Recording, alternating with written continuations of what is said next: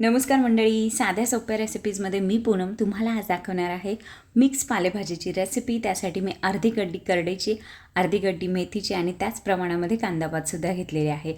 सगळ्या भाज्या स्वच्छ धुवून बारीक चिरून घ्यायच्या आहे आणि त्याचबरोबर मुठभर कोथिंबीरसुद्धा घ्यायची आहे।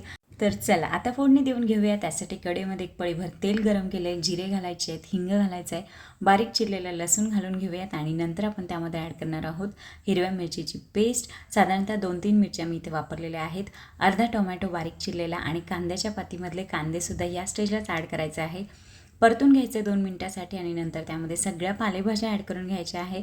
सगळं व्यवस्थित मिक्स करायचं आहे आणि त्यामध्ये आपण ॲड करूयात अर्धा चमचा हळद आणि 1 चमचाभर लाल मिरचीची पावडर रंग छान येण्यासाठी।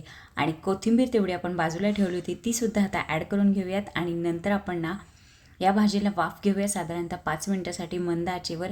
वाफ आली की नंतर आपण त्यामध्ये ॲड करणार आहोत एक मोठा चमचा भरून भाजलेल्या शेंगदाण्याचा कूट आणि चवीनुसार मीठ।